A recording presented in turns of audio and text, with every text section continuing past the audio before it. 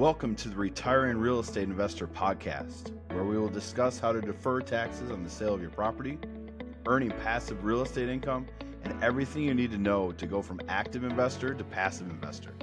Join us as we interview passive investment sponsors, explore the journey of other retiring real estate investors, and share our due diligence process we perform to select passive investments. Investment advisory services provided by Insight Investment Advisors, LLC, a registered investment advisor. This podcast is only intended for clients and interested investors residing in the states in which we are registered to provide investment advisory services or exempt from registration. Please contact us to determine if the firm provides investment advisory services in the state where you reside. All content on this podcast is for informational purposes only and should not be considered investment advice.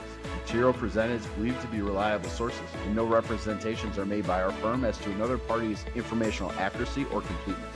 Insight Investment Advisors, LLC and its representatives do not provide tax or legal advice, and nothing herein should be construed as such. Always consult with your tax advisor or attorney regarding your specific circumstances. Hello, everyone. Welcome to the Retiring Real Estate Investor podcast. Very excited to join you again today. It is sweater and coat season, as you can tell if you're watching on YouTube. It has happened. Summer is gone for us in Wisconsin. We'll see it again in June, which will be fun. I'm joined today by Jeff Bemis, Jeff of 1031 Specialist. Jeff, thanks so much for joining us. Really appreciate you taking time to come on. It's my pleasure. Glad to be here. Awesome. Maybe let's start here. Can you give our investors or our listeners some sense of your background? How did you end up in the 1031 exchange space? We were talking a little bit before. It's been a windy road to get here. Can you give a little bit of background for our listeners? Yeah, I'd be glad to. My father was a tax attorney. He was involved with 1031 exchanges my whole life.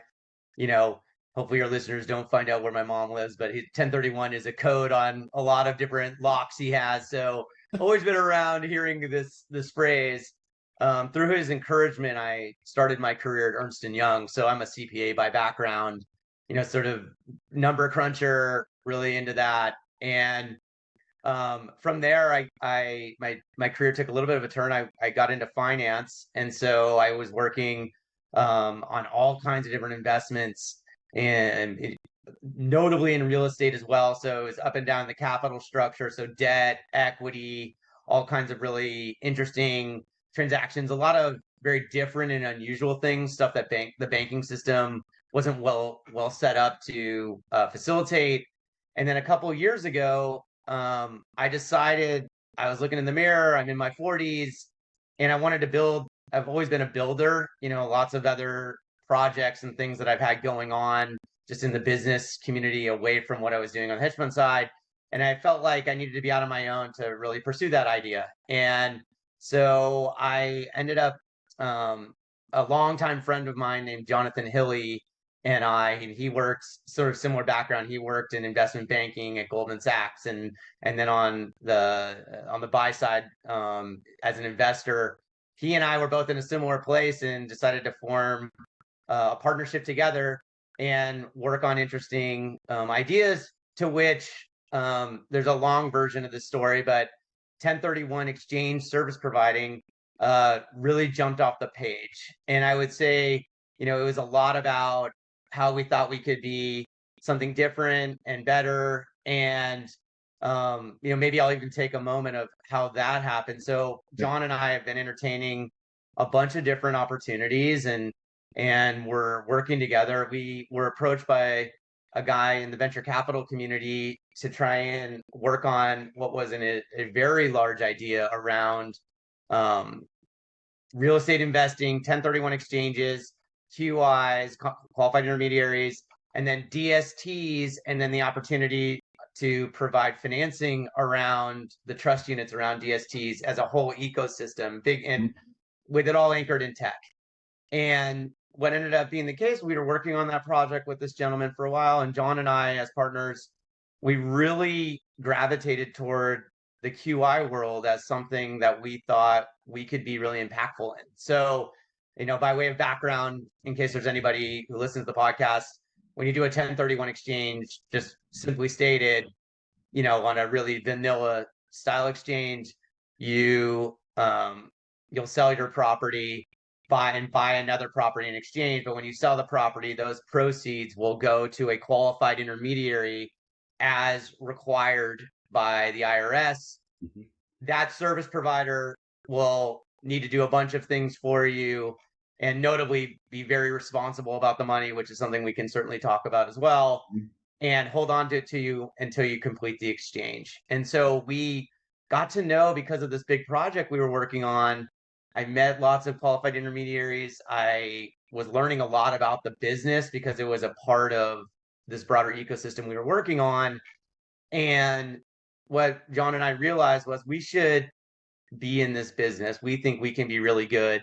So not only are we really knowledgeable and have been getting smarter every day on 1031 exchanges, and I've spent a life in real estate, but then also bringing in talent around us who spent a life doing qualified intermediary specific duties, and so that we have that experience on our team as well, which we've also done. So we've now got we've got 4 decades of experience between the 4 people on the team, and we're actively doing exchanges now, and feel like we can put a really client-centric model to work and work in a really seamless way. And one of the things is like, is there some magic bullet?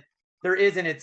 I always feel like it's doing 1,000 things right and on time and organized and better, and that's what we have been aiming to do. And obviously trying to work really in a really proactive way with the communities of real estate investors, so that they understand that we can be a high trust counterparty that can execute and be a solution to the transaction, meaning not just somebody who sits on a closing statement, but someone who helps get it done. And for folks who are investing around real estate, just getting transactions done, there's just a lot that goes on there, and we sort of pride ourselves on being that. So that's a little bit of background and sort of how I fell into it.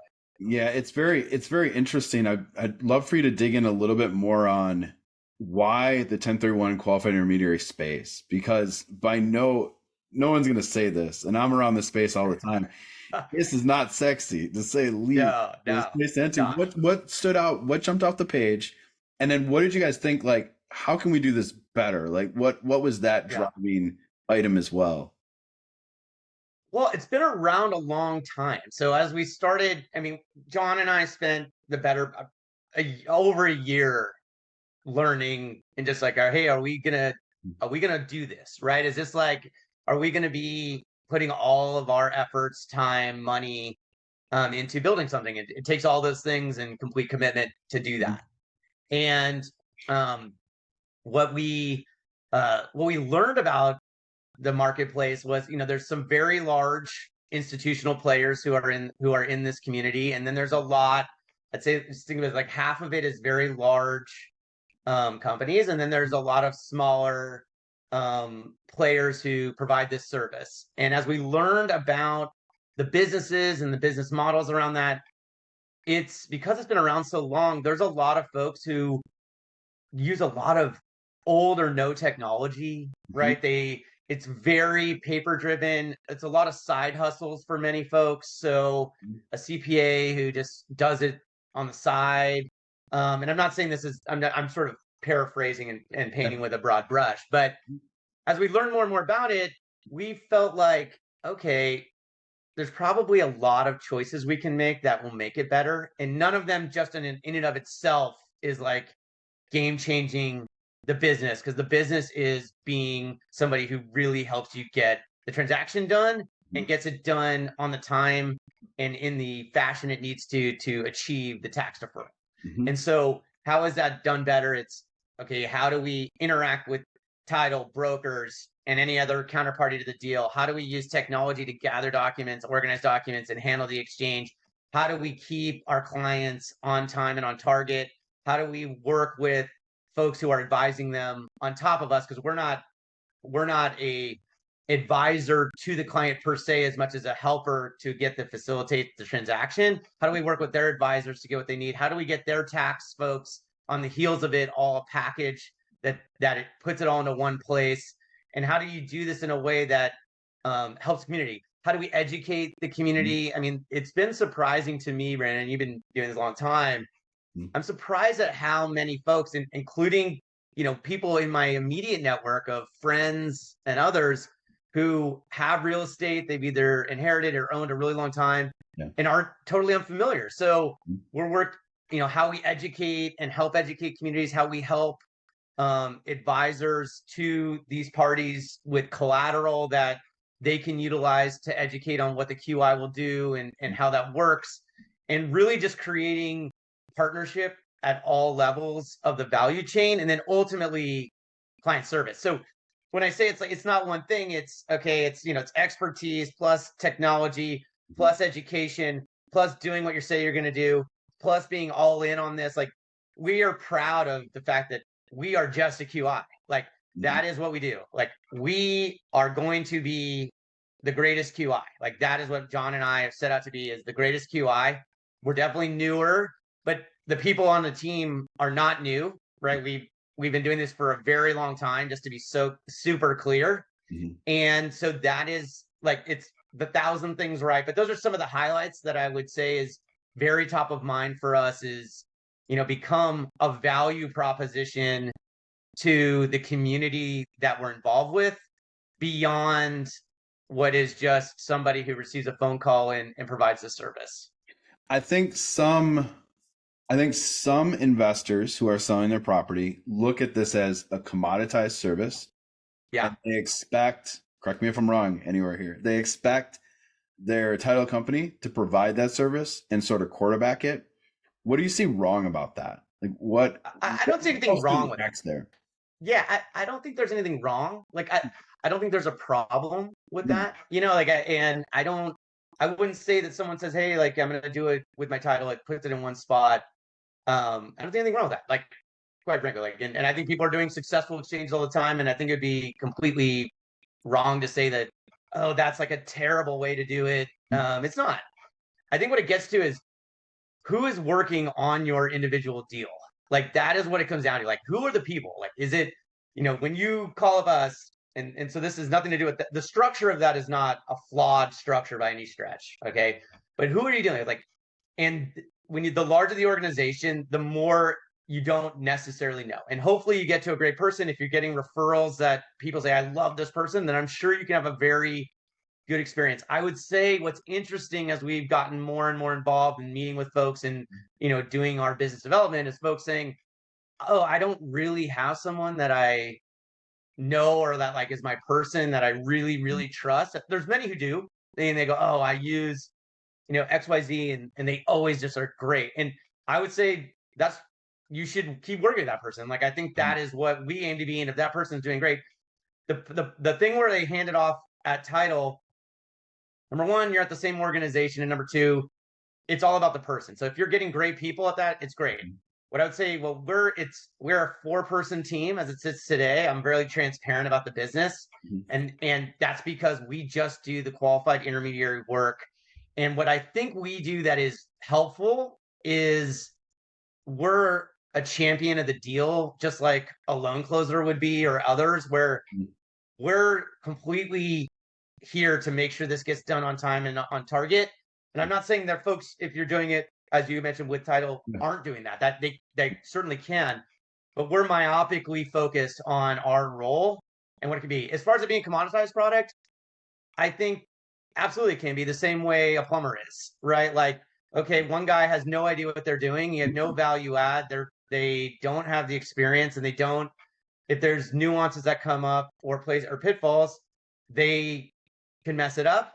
And then there's and then you can get another plumber. They're both plumbers, right? So I think that is sort of how I look at this. Is we view it. We're not a super high cost component of a transaction, and that's because we do our specific thing, right? That we do, and we aim to be excellent at it. So I don't think there's no magic bullet, and I don't think that. I think I'd want your listeners to take away is, you're just going to get somebody when you call up. You will get me or one of the 3 others who are all deeply experienced folks, and been in and around transactions, and we will we will be the person who answers that. We will be the person that makes sure the deal gets done. So that's sort of I'd say that's more the answer I would give on that. Gotcha. No, that's really good for people to understand, because we see, I think people kind of go the other way and say, well, it'd be fundamentally easier if I keep it with one organization. But that's not really true either. The flip side of that isn't true either, right? There's no reason you can't have a third party come into this transaction in the back. I would say it's not. I don't think it's. Yeah, I reject the idea that it's fundamentally easier. I think it's simpler from the front end, that folks go, okay, I've got the one-stop shop, right? Okay, like they're gonna make sure that that's now handled. Okay, that that's taken care of. But as far as how we administer any of the processes around it, and what the QI at a title company would do, it's very similar. And John and I have spent decades building up our reputations in the communities that know us, and our stance is to do everything as a best practice that any of the escrow / title companies that you'd work with would do. So, and quite frankly, I think my experience is many are doing all the right things that they should be doing, but many are not, and we're sticking to the best practices as we've learned more about, okay, how do we take care of your money when it comes and sits with us, right? Because the money will sit with us. Like, it's going to be in a separately qualified escrow account. Like, the money doesn't move unless you know it, right? We have separate controls on how we handle that. We don't move that money anywhere else other than where it sits at the banking relationship we have, and we'll be fully transparent on how that works. And so from anything that you would get that you think like, oh, these guys have been doing it, we're bringing that experience to how we set this up. So like that's the same. I'd say the convenience factor happens on the front end where the one counterparty is providing an extra service. But I'll tell you, it is very easy to get established with us with this very simple engagement letter. As a separate matter, like, we don't charge you fees if you don't complete the transaction, right? Like, meaning you just do one leg. Like, these are little things that we do. I mean, it's like, that's no panacea, but it's like, hey, if you guys don't complete the exchange, like, we're not gonna, we're not gonna charge you fees on that. It didn't, for whatever reason, you decided to not go through with it, or for whatever. So, like, from that standpoint, I think that's what can feel easy is on the front end. But the reality is, I think you get an advocate in us by having us be a separate party, and that we're going to be totally focused on your exchange from our singular role. I like it. And you're getting, just to round that out on a comment on that, is even if you're staying with that title company, you're likely getting a different person who's going to work on your exchange anyways. So it's going to still feel separated in that way. And you make a great point. Like, focus on that person that you're working with, and their experience and how comfortable you are with them is probably way more important than necessarily being quote unquote same place, because it's going to feel like a different place. It's a different person. Usually it's going to close that transaction for you on the exchange side, right? Definitely. Yeah. And look, this, because of the nature of the business, there's going to be a lot of volume that happens for a QI. They have a lot of transactions because a qualified intermediary doesn't have necessarily daily activities that have to happen on a real estate transaction. It sort of comes in batches and waves at different points in the timeline, as you well know, Brandon, and probably most of your listeners. So it sort of comes in waves. So there's a lot of transactions, and how organized they are, how on top of it they are, makes a big difference. Are they somebody who's proactively working with escrow to get everything that's necessary? And on top of it, there's a lot of email traffic, amazingly, in this day and age, that still is happening with deals. And so, yeah, if you're exactly right. It generally will be a different person, and great people are great people no matter where they live, right? So like, I am totally supportive of how you said that, and you get the good people, absolutely, they can be a great spot.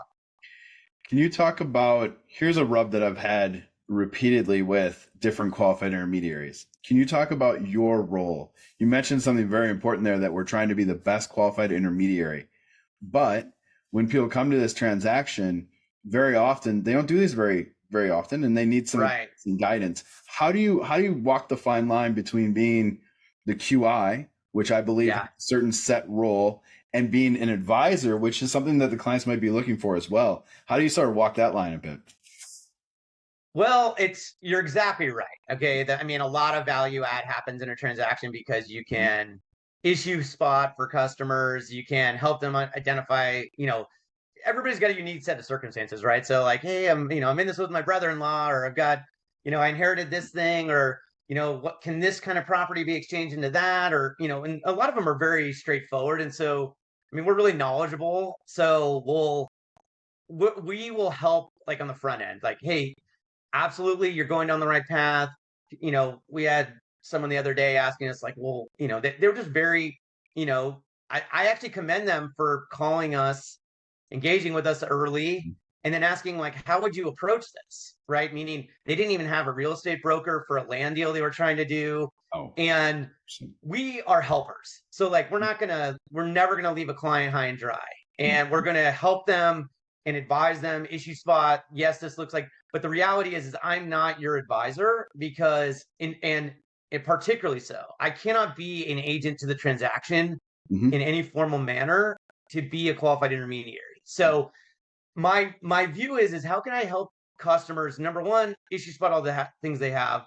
Two, give them some rough guidance of here's what you're looking at. This probably can't work. This can work. I mean, there's lots of rules of thumb of things you that make it qualify or not. I mean, on our website, 1031specialist.com, we have a calculator to help folks who want to think about like how much taxes they defer. We provide that. Obviously, it's not, you need to talk with your CPA and all the disclaimers that someone should normally expect on something like that. But just trying to help, like, hey, put in your information. Do you have boot? Do you have these other issues? Have you met the requirements? We also have a form fill where, we take you through what assets you have and like, just, do you qualify? Do you not qualify for things that clearly would kick you out if you aren't, right? Are you in the trader business of this? Like, is it truly an investment property? All the, I'll call it really rudimentary stuff. We're happy to advise, but I would say as it gets more complicated, it's absolutely true. It's not our role. And quite frankly, we're not an expensive thing. So we provide a lot of value for what we are. We intend to keep doing that. We're not going to deviate from that. But once you get to really complicated transactions where things get more involved, or once you get into the nuts and bolts, these are really questions that a tax attorney or your CPA will handle. And we love to work in concert with them to help. But that, you're right. That is not our role, is to not ultimately tell you, specific tax advice and or structuring advice, and or it's to be the accommodator, like to fulfill the role that's required in order to achieve your tax deferral. Yep, spot on. So I'll put the disclaimer here too, and neither is it my role either. Contact your CPA. Your CPA needs to be knowledgeable in this space. They need to understand the transaction that's happening, because when the IRS comes knocking, I don't answer the door. Neither will Jeff. Your CPA will. And right. So it's your tax know what they're doing. Yeah, it's your responsibility to do that. I'm just like, we're very similar in this transaction, the way we're acting. Like, we will give generalistic advice in that way of, hey, here's what we've seen. Here's what can and can't happen. But when it comes down to it, this is CPA land. This is a tax thing that we're doing, and we need to understand that. Absolutely. In your space, here's something that I find shocking as well. Very unregulated, the qualified intermediary space. It is, in essence, the Wild West. Can you kind of speak about that a little bit and what people need to watch out for from a fraud perspective? Because there is no overriding. I'm regulated like crazy, and I love our regulators. If you're listening, thank you so much. But QI not so much, right? So can you talk about that in your space a little bit and how people can kind of watch out for fraud or some issues that could happen? Sure. I mean, and fraud has happened, and it's been notable. And why does that happen? It's because there's a lot of money moving around, right? I mean, this is what's going on, and in this particular role of QIs, it sits in the middle of the transaction and effectively holds the money. So right now it is not a regulated. There are some states that require some documentation, but it is an unregulated thing. Anyone can serve as a QI, and for really sophisticated folks like my father, who is a tax attorney, he had other folks he knows be his QI, just who do one transaction. So there is no reason that can't be the case. And my dad, as a deeply sophisticated guy around all of this and completely involved, and he had someone who was a close relationship to it. Having said that, the nature of it being unregulated means that you need to be looking out for how do people actually think about your money. There is no requirement right now that you do certain things with the money when it comes, just that I, as a QI, hold it on your behalf. And then after a certain period of time, so let's just take a vanilla exchange, you sell a property, the certain amount of, you have $500,000 of equity. Let's just make this up. That will come and sit in an account with your qualified intermediary. You will identify replacement properties. You'll close on replacement properties. That could happen in a matter of a day, or it could happen up to 180 days. You go to buy the next property. That money that has been held onto now is available to support the follow-on transaction. And then obviously you call upon your QI to deploy it. Because it's unregulated, it is not a requirement of how that money sits. And I'll be honest, even in our involvement in the broader industry, we've seen some folks that we've encountered where they are trustworthy people. They just don't use best practices on how they hold the money. And so there is more risk there. So the things to be looking out for are, there are limited levels of control that you can have as an investor that enable you to understand that your money is not going off into other things. The fraud that occurred is money was being taken from, if there's a lot of clients, you can imagine, who all have $500,000, it adds up to, let's say, $100 million. Someone could use some of the money, and because exchanges, it's sort of like a kiting scheme where you use some of the money and it never gets highlighted. Obviously, most of these things come out. It did, and this person ultimately got in big trouble, went to jail. It doesn't have to be that way these days, right? So can you have separate qualified escrow accounts? Are there ways that you can have visibility into your money? Are there ways that you can co-sign when a wire goes out, right? There are reasons that some people don't want that, which is interesting. And so that's sort of up to them. I would say I would want that every time if I'm an investor, but those are the things to be looking out for. How are they set up? Are they a professionally run organization? Do they have separate insurance that they should have as a company? All the things that sort of make up what you would expect. But I would say the big ones are they an insured professional organization that you can understand and they can show to you? And what do they do with the money? Where does it sit? And is it a segregated account for your benefit with wherever it does sit? So that, to me, those are the keys. I'm sure you may have others, Brandon, on your list, but that's what stands out to me. Those are the biggest ones. And I get hives thinking about, like, for real, like they pop out on my neck. They're really hives thinking about non-segregated cash, pooled money in these kind of transactions, not understanding where that money is invested, not having the proper insurance standing behind the company. That freaks me out. Right. And we probably know it better than most, being in the hedge fund space before. Like, we've watched what non-segregated cash happens in non-segregated money. Yeah. Right. Like, 100%. We see it away from this space over and over again. It's like, that's not what you want. It's interesting, Brandon, you brought that up, just because I think we're in this for the long haul. Like, we just really think this business is very attractive. We've been working on this for quite a while already, even though our brand, the 1031 Specialist, is a newer brand. The team, deep experience. John and I working on this, what is now this space, right? Sort of what I said with the whole, how I got here, multiple years. And so we're in it for the long haul. I think there's actually a lot of innovation that can occur down the line with the capital that can be really interesting on things that Wall Street is doing that is better than what it is that even the community has today. And I'll tease that just because it's not ready for the big time right now. But I see that of, okay, like how, like for your, as an example, like, when I'm working, I was at a $4 billion hedge fund. When we had hundreds of millions that were sitting around, we wouldn't just have it sitting around. Like, it always was in specific spots with specific securities, with specific things. And we do a really good job at 1031 Specialists on how we think about your money and where it's parked and which banks and how we're doing that. I would say it'll be interesting. I think in a 10-year frame, I'd love to be a part of the innovation that occurs on what can be done even more. So that's something that is always just, it's just sort of a side note of, how do we keep improving this space and then create best practices that are so undeniable that, and education so that people understand that there are differences in who you're working with.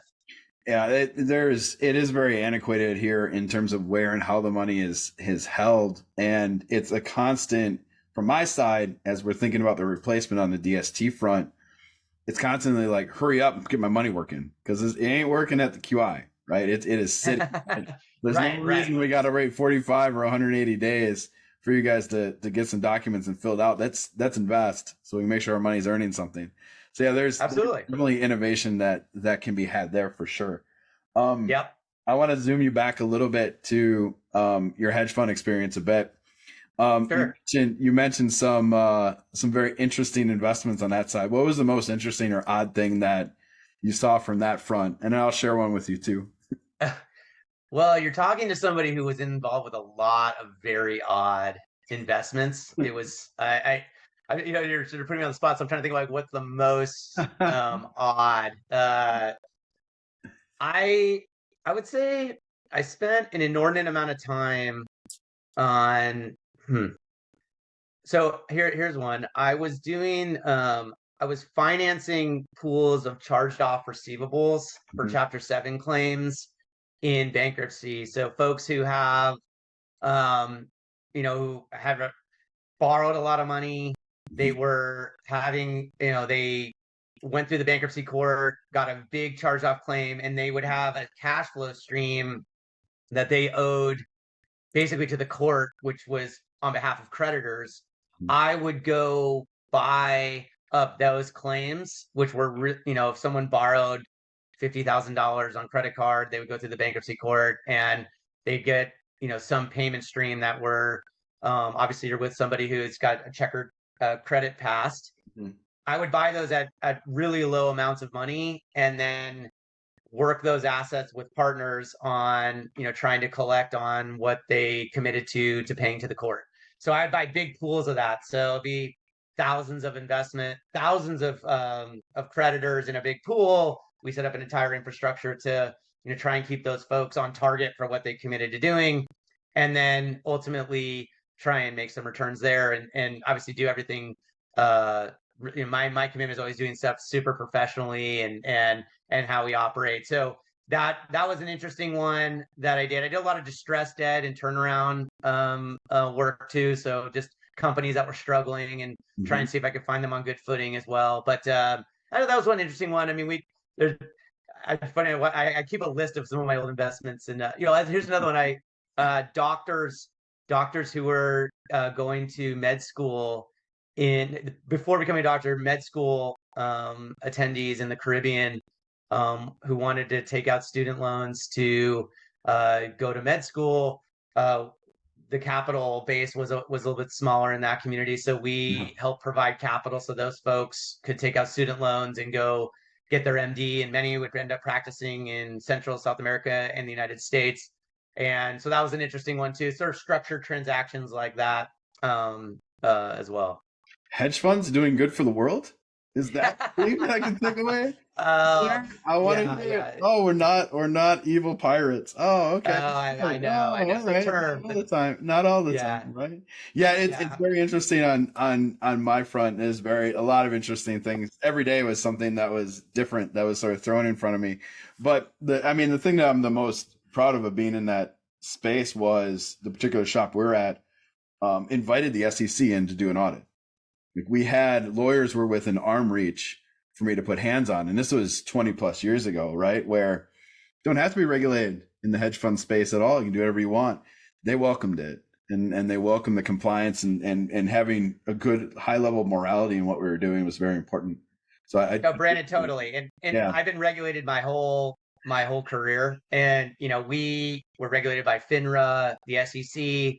They would do there were multiple regulating bodies that would come do annual audits that I would talk to. I mean, I was a CPA doing audits where obviously doing it at Ernst & Young, we were regulated by numerous bodies and a lot of scrutiny. So I welcome that, to the extent that any regulating bodies want to come into the space, like I welcome that completely. And I think that's a differentiator for how we are operating today, is us having that comfort level that we're going to be doing everything that, to me, it's like you want to be proud to show anything you're doing in your business to anybody who wants to see. And Yeah. I welcome that, Yeah. so we're, that transparency. So Yeah. Yeah. We feel, and I continue to feel the same way about it, right? Like, bring it on. All right. I'll tell you one of the interesting ones that we did on my side, and I was sort of an okay. observer to this deal, but we did a movie deal. And so if we did a package movie deal. And so if you've ever seen the movies Blood Diamond or 300 Okay. or V for Vendetta, those are all sponsored by your local hedge fund. And so we giggled a little bit when, if folks remember the Occupy Wall Street protest, a lot of those folks wore V for Vendetta masks. And we kind of giggled a little bit, like, well, thanks for the money you just gave to the hedge fund, which is probably not your intent in your demonstration and protest. So I don't think where those funds were headed to. They're kind of headed back to us. So it's fascinating. Yeah. It's so fascinating. We did some movie slate deals too, Brandon. Oh, cool. Yeah. How did those go? Were those successful, or were they? They were successful, but movie finance is a challenging space. We did okay with it. You remember there was a I'm gonna ruin it, so I'm not gonna try and throw out the names, but the idea was we would finance like 4 or 5 movies in a package with a studio, and then obviously if one movie does really well and one does, they keep all the upside, and we just help them complete all the advertising and marketing and get the movie out, and we did that for a fixed return, where they keep all the upside, and it did pretty well. It was one of them was a racing movie, and I the name is excluding me for a minute, but it was it did okay, and we did all right. But yeah, publishing rights, long tail cash flows around, sort of these days you hear about, Taylor Swift sold her, or someone bought her library. Yeah. But you hear others who are selling, their publishing rights to very organized investment firms. We were doing that as well, which is really interesting, right? Because they get the little amount of money for a lot of different things, and folks are interested to monetize that. We did those too. So those really interesting investments to look at on that front. No, it just opens, and the applicable portion here is like, for us, it just opens your mind into what's possible, right? Like, we don't get so myopic on, oh, real estate's the best thing ever. Like, well, yeah, it's great, but there's 1,000 But you want to know what is the best thing ever, Brandon? I'm going to come back. Yeah. The fact that a 1031 exchange and compound your earnings the way you can in real estate is so uniquely advantageous that it really is an unbelievable thing, right? And to be able to do that, and then once generations pass on, the fact that you can get a big step up and have such tax avoidance with an asset class like that it's just amazing. And it's part of the reason that I'm so attracted to this community, is I just think it's such a fundamental great opportunity for investors to take advantage of. So it's like there's all these great opportunities, and I've looked at them, and you and I, it sounds like, have been across so many asset classes. Yeah. And like it's sort of like, now I'm on this, right? And why is that? It's because this is just an amazing opportunity, and we think we can be part of a service that helps folks take advantage of it, which is, it's so uniquely offered in real estate. It's fantastic. Let me ask you one last one on the 1031 exchange quick. And I hear this commentary across social media from pretty smart accounts, but I hear this commentary all the time of, oh, the 1031's so burdensome because the timelines, and I always get stuffed. People are going to buy bad deals because they're a 1031 exchange buyer, quote unquote. Right. Can we blow some of those stereotypes out the window for me a little bit? I bet we agree on this. So I think we agree on all of it. Yeah. Number one, I'm not telling anybody I'm a 1031 exchanger, other than anybody who fully has to know. So like, if I'm in the marketplace, I'm not telling anybody that. So, because you're just doing a real estate transaction, it may come out at some point, but there's no reason that there's any, like, as you're in the marketplace working on deals. And number two, honestly, it's all about planning. Like, most people don't have the opportunity to plan, like, and it's just they find themselves in the spot that they weren't planning. And so if you are planning and thinking about, okay, I want to do a 1031 for whatever motivation I have, of which there's innumerable, and make tons of sense. And whether it's a DST, or you want to swap asset classes, or you want to go from more active to passive, or whatever thing is the reason that you want to do it, or you want to do something with more yield or less yield, or because it's safer, whatever. There's all of those make all kinds of sense. If you're planning, it works out every time. Okay. And the timelines are not an issue. And, the only time timelines are really an issue is when people haven't thought about, number one, they sold something and then now they're going, oh no. So now they're in this 45-day window that they didn't want to be. But even then, if you are just really proactive, what's your backup plan going to be? How are you going to approach this? What are things you can do to get a reasonable solution, even if it's not perfect? Mm-hmm. All of those are available if you are proactive. When you get to the very end there, it can be a problem, and doesn't need to happen. So if you give yourself even 40 days, I'm picking that date because that feels about right to me, mm-hmm. of planning, I think you'll be in a good spot. And real estate, the way it transacts is not instantaneous. So the way you can structure your transactions so that the timelines happen in a way that you want them to is also a very available strategy to do. So, okay, 40 days in advance, I think I want to do something. I want to plan on it. And we have lots of folks that have very quick exchanges. I don't know, you're like, it's like a day, and why is that? Because they were totally buttoned up, totally planned out. This one happened, that one happened. Boom, right? And so to me, the timelines aren't a problem. It's planning is a problem, is what my response would be. I couldn't have said it better myself. Thank you so much. We'll blur that on the box. Jeff, thanks so much for joining us. Where can people find you? I want to point them in your direction. Where's the best place for them? Yeah, I think the best way is our website, which will have all of our contact information. You'll see my mug on there, and the rest of the team. It's www.1031specialists.com. And we have lots of information on there. We have, we have a thing we call the 1031 Bible, which gives a lot of detail of just something we put together that'll give you, if you're somebody who wants to really learn a little more, that's just go to the website. You can get that. 1031 calculator is available. So all these things, tools that people want to play around, and obviously reach out to the extent that we can be of help, or you want to meet us, we'd love to meet you and see if we can be somebody who can help on your various transactions. That's awesome. We'll link that up in the show notes. Jeff, thank you again so much for joining. Thank you. And thank you all for listening. We'll see you next time. Thank you. Bye.